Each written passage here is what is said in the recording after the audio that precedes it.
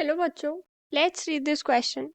सो इस क्वेश्चन में हमसे रेशियो पूछा है of perimeters in second and third Bohr orbit, वो भी हीलियम एटम में। तो इस क्वेश्चन को सॉल्व करने के लिए हमें एक रिलेशन पता होना चाहिए। लेट्स रिवाइज इट्स की कॉन्सेप्ट।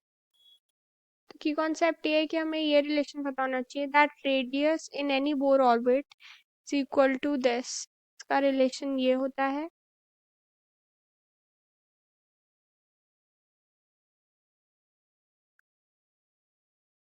या जिसको हम सिंप्लीफाई करके 52.9 into n square by z picometre भी कहते हैं। इस रिलेशन में बस अब हमें वैल्यूज डालनी है जिससे हमें रेडियस मिल जाएगा and eventually will get the ratio of perimeters. So हमें पता है कि हीलियम के लिए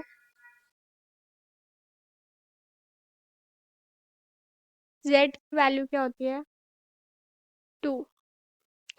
सो radius in second orbit will be equal to 52.9 into यहाँ पे n हो जाएगा 2, 4/2 which is equal to 2 into 52.9 picometer and radius in third Bohr orbit जहाँ पे n की वैल्यू 3 है will be equal to 52.9 into 3 square by 2 which is equal to 4.5 into 52.9 picometer।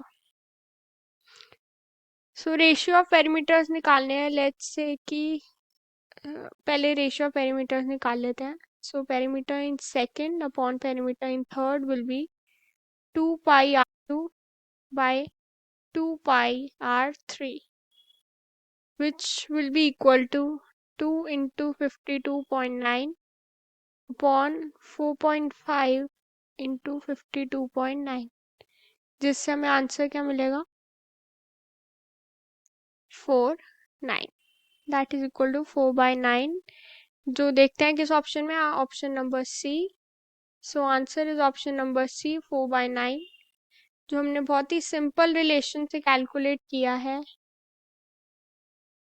इसमें बस हमने वैल्यूज पुट करी, इसमें आर की वैल्यू निकाली and we divided it to get the ratio of their perimeters which came out to be 4/9c which is option number C. Hope you guys understood it. All the very best.